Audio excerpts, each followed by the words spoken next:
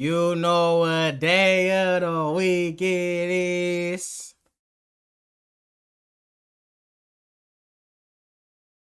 Scary Sunday it is. Next up, we got three creepy true school lockdown stories, man. Hey, I only been in like a couple, you feel me? I only been in a couple school lockdown, you know, feel me? I think I was the only one that was actually serious. I think somebody had bring a knife or something like that. And you know what I'm saying? They just had like some type of knife. But it was like I think it was like a pocket knife or something like that. And they were just like tripping over it. So I guess it's kind of like, you know what I'm saying? It's kind of like protection. I don't know. You know what I'm saying? But look, never been for like no gun or like no school shooting or somebody was trying to shoot the school up, trying to rob, you know what I'm saying? It's never been that serious. So I'm thankful for that. But yeah, man, hey, creepy. Great Sunday. Sorry, dog. But hey, man, let's see what it is time. Something you guys have been requesting the hell out of for a long time. It took a lot of time, but I finally found 3 stories that take place during school lockdowns.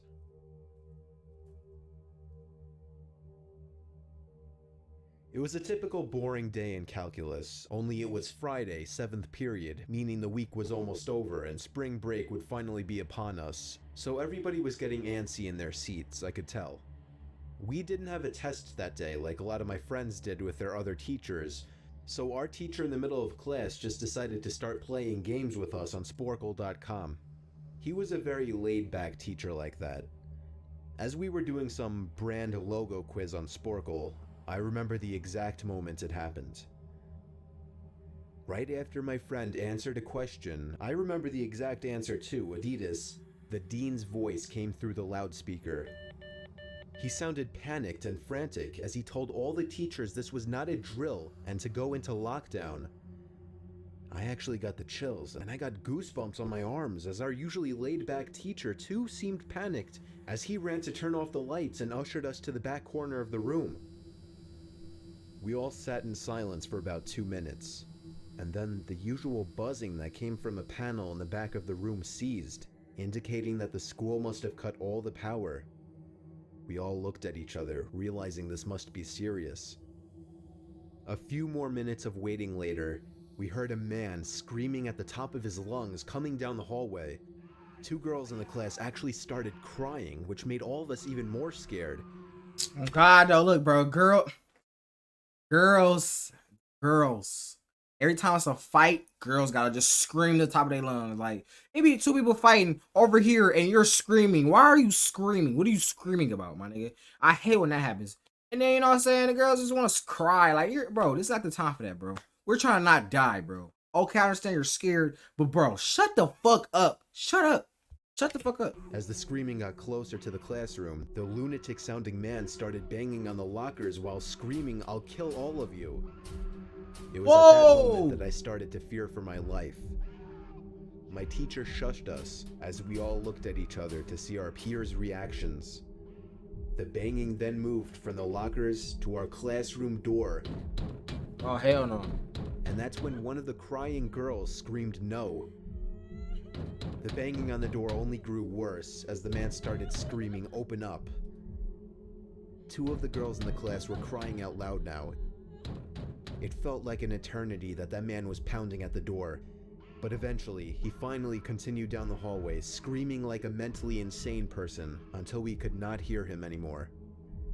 I'd say 10 minutes later, though it felt like half an hour given the situation, the dean came back on the loudspeaker explaining the situation, which was surprising for him to do.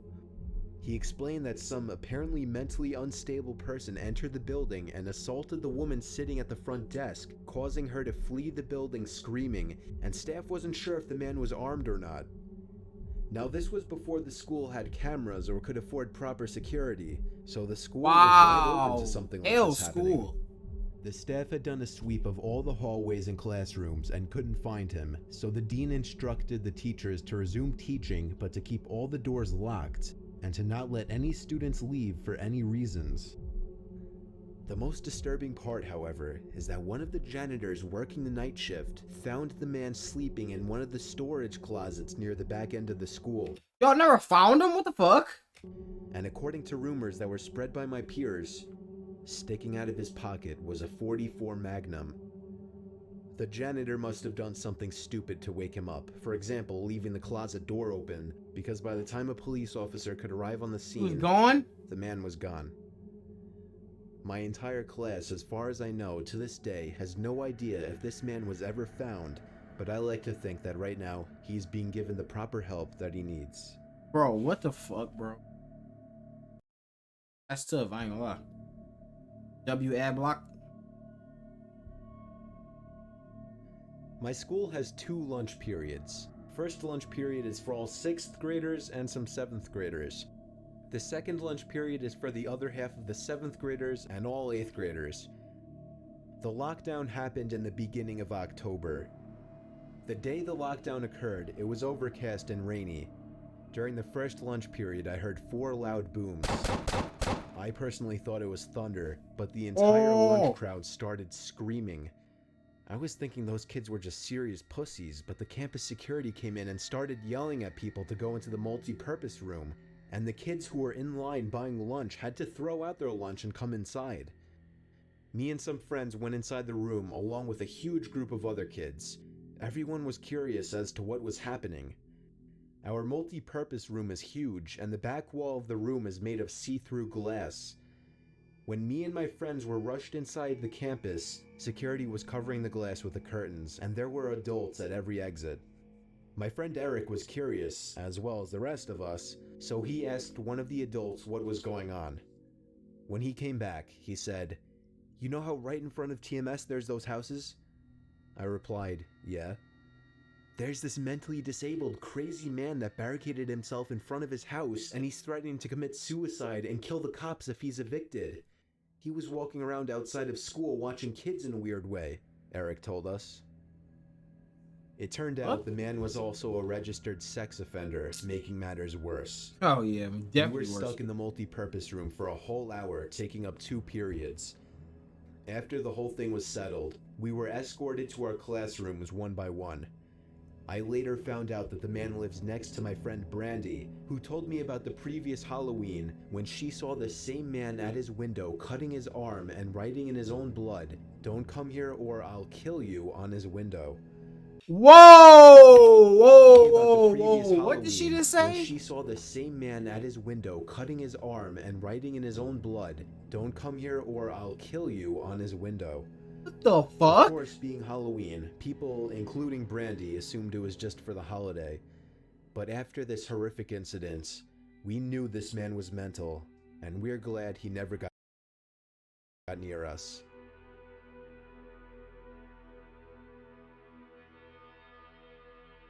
What the fuck, bro? I'm 22 years old, fresh out of college, and I recently got a job at my old high school as a sort of computer intern in the school basement. The basement of the school is very messy and disorganized, but there is a small 3-person office that's actually very nice down there. It has 3 nice big desks, 2 mini fridges, a flat screen TV mounted on the wall, and oh so satisfying air conditioning, a luxury the students and teachers cannot enjoy in the school. And of course all the school servers and other computery stuff. Computery. I got the job because 3 of my old computer teachers flat out adored me. I could actually consider them as real friends, not just teacher figures, so they all helped tremendously in landing me this job. It's been great, until something that happened a few weeks ago. My 2 co-workers that share the office with me, Dave and Gary, weren't in the office at the time. They were upstairs working on papers or whatever. I was eating my sandwich during my lunch break when I got a phone call from one of the women in the front office telling me the school was on lockdown and that somebody, possibly armed, had entered the school. There wasn't much that I could do other than turn off the lights because, surprisingly, as nice as this little office was, it didn't have an actual door to it, just a big opening, and the door to the whole basement didn't even have a working lock. For my own safety, I did turn off all the lights in the office and my computer screen. I kept my phone on the desk, texting both Gary and Dave, but they wouldn't respond. I sat down there in the dark, playing games on my phone for like 20 minutes, waiting for the call from up front to tell me to resume working. I had no idea what was happening. I couldn't hear what was going on upstairs from down here. But I was not allowed to make any calls until I was informed that the lockdown was over. Then the noisy basement door opened. As the creaking echoed across the basement and into my office, I sat up from my seat, wondering if I should call out Gary or Dave. I was eager to get some info from them. Someone then came running down the stairs, and their footsteps were approaching my office. I pushed away my chair and crawled under my desk. Somebody entered the office but did not turn on the lights. There was just silence. Oh, hell no. I can't even describe the fear I was experiencing. I felt like if I made one sudden noise, I'd be a dead man. Suddenly, my phone dinged as I got a text message. I felt my entire world shrivel. Oh my God. All right, first of all, no, you're ill. And I have your phone on do not disturb, my nigga. And silent on both of that. But even then, like, bro, oh my God. The one time you don't want a text message or nothing, bro. Oh, up that's and die tough. at that one moment as I clenched my teeth in fear. Footsteps suddenly moved closer to me until I finally dove out from under the desk in capitulation, begging whoever it was not to kill me. And just then, someone grabbed my arm and pulled me up. It was some guy in a red plaid button-up, jeans, and a reddish-black cap. Was his friend? He told me, "It's okay, I'm just down here hiding with you." "What's going on up there?" I All right, whispered to buddy. him. Okay. You know what? You can't be scaring niggas. Like, all right, first of all, look.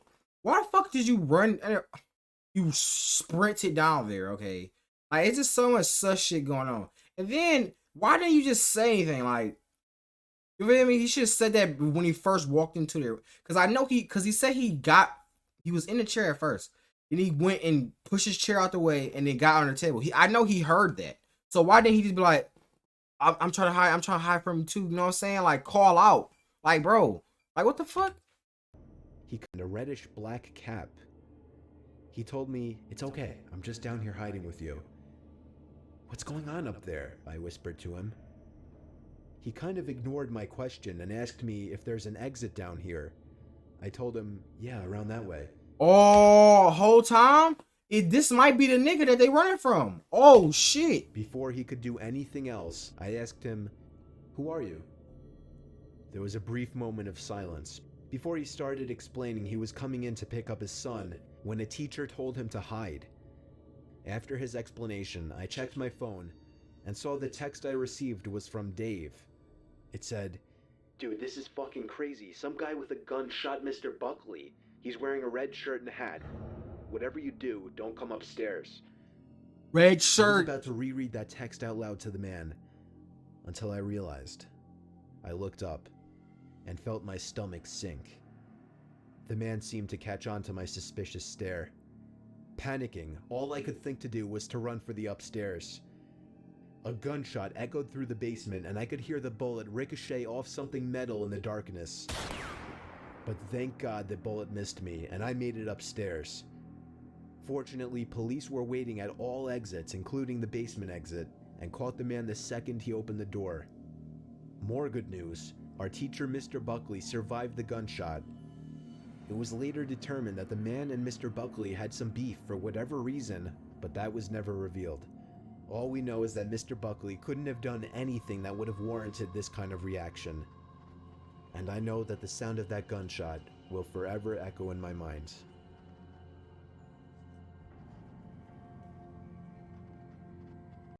Okay. Look, dude, I just like, oh my God, oh my God, oh my God. It's so many things going on. You know what I'm saying? It's so many things. God, God damn. Hey, y'all like, comment, subscribe.